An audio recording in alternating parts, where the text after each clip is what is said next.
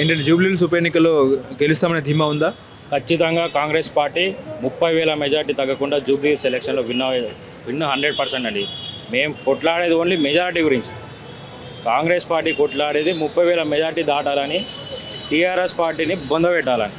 ఓడిపోతున్నట్టుగా నిజమేనా? అవన్నీ ఓడిపోయేటోళ్ళకి తెలుసు. కేటీఆర్ ఓడిపోతుంది కాబట్టి ఫేకు మాటలు, ఫేకు ప్రచారాలు, ఫేకు సర్వేలు చేయించుకుంటూ ఎప్పుడైనా చూసిరా అండి? 10 రోజుల ముందు ఎలక్షన్కి 10 రోజుల ముందు ఉన్నప్పుడు 10 రోజుల ముందే సర్వేలు తీసుకొచ్చి ఏదైనా మీడియాలో పెట్టి ఇదే ఎలక్షన్ రిజల్ట్ అన్నట్టు చూపించడం ఎప్పుడైనా చూసిరా మీరు? ఇదంతా కాపీ పేస్ట్ చేశారట మొత్తం. ఎవరండి కాపీ పేస్ట్ చేసేది? పథకాలు కాపీ పేస్ట్ అయినాయా? ఫ్రీ బస్ ఆయన ఇచ్చిండా? మేము కాపీ పేస్ట్ చేసిరా? ఫ్రీ సిలిండర్ 500కే సిలిండర్ ఆయన ఇచ్చిండా? రేషన్ సన్న బియ్యం ఇచ్చిండా? ఏ పడతాయి మాట్లాడితే జనాలు కూడా ఆలోచిస్తారనే విషయం కూడా టీఆర్ఎస్ పార్టీ కానీ కేటీఆర్ కానీ ఆలోచించాలి. ముఖ్యంగా ఎంత మెజార్టీ వస్తుంది? 30,000 మెజార్టీ గురించి మేము కొట్లాడుతున్నాం. 30,000 నుంచి 50,000 మెజార్టీ జూబ్లీహిల్స్ ప్రజలు ఇవాళ ఏ పార్టీలైనా పాపం చూస్తూ ఉన్నాం. అడ్డమే నుంచి లేబర్ని తీసుకొచ్చి ప్రచారాలలో వాడుకుంటా ఉన్నారు. టీఆర్ఎస్ పార్టీ పరిస్థితి అలా ఉంది. వాళ్ళు ఎటు తిరిగినా కానీ పార్టీ ఎలక్షన్ రోజు ఓటు వేసేది మాత్రం హస్తం గుర్తుకి నవీన్ యాదవ్ గారు. అది వాళ్ళు ఎప్పుడో ఆలోచించుకొని ఉన్నారు, వాళ్ళు సిద్ధపడి ఉన్నారు.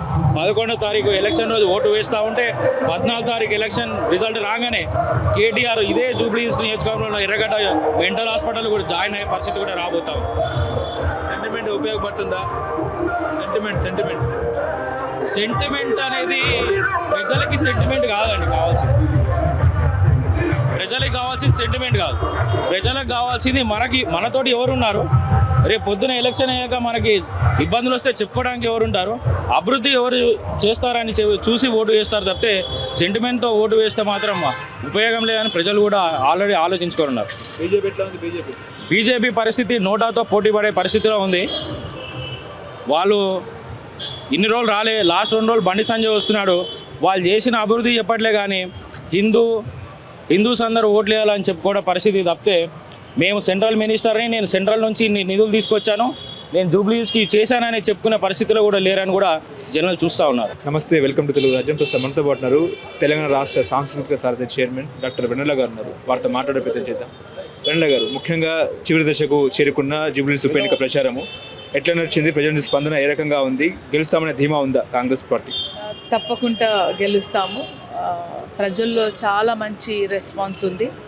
ప్రజలు ఎక్కడెళ్ళినా కానీ అది ముస్లిమ్స్ కావచ్చు, తర్వాత మిడిల్ క్లాస్ కావచ్చు, అందరు ఎలా రెస్పాండ్ అవుతున్నారంటే అబ్బాయి గత 15 ఏళ్ళ నుంచి పనిచేస్తున్నాడు, 15 ఏళ్ళ నుంచి మాకు తెలుసు, ప్రత్యక్షంగా పనిచేస్తున్నాడు, తప్పకుండా మేము ఓటు వేస్తాము, ఒక ఛాన్స్ ఇస్తాము అని చెప్పి అనడం మాకు చాలా మంచిగా అనిపించింది. సో తప్పకుండా నవీన్ తమ్ముడు గెలుస్తాడు. మీరు ఓడిపోతారని చెప్పేసి కేటీఆర్ మాట్లాడుతున్నారు. అట్లాగే అంటుంటారు. మన ప్రభుత్వం వచ్చినాక రేవంత్ అన్న గారు ముఖ్యమంత్రి అయినాక 3 నెలలు కూడా ఉండడు, 6 నెలలు కూడా పాలన నడవదు, 6 నెలల్లో దిగిపోతారు, దించేస్తున్నా అన్నారు. అయిందా మరి? సో వాళ్ళు అట్లాగా చెప్తూనే ఉంటారు, వెనక గుంజడానికి చూస్తుంటారు. కాకపోతే నిజమైన వ్యక్తులు ఎవరైతే సమాజానికి చేయడానికి వచ్చారో, ఈ సోషల్ మీడియాలో వచ్చే ఎటువంటి ట్రాలకు కానీ, మొన్న కూడా కొంతమంది స్టూడెంట్స్ ఏం చేశారంటే జేఏసీ అని, స్టూడెంట్ జేఏసీ అని టీషర్ట్స్ వేసుకొని ఉద్యోగాలు లేవు అని తప్పుడు ప్రచారం చేసుకుంటూ వచ్చారు. సో అలాంటి వాటికన్నీ ప్రజలకు తెలుసు మంచేది చెడు ఏదని. ప్రజలేమో మూర్ఖులు కారు.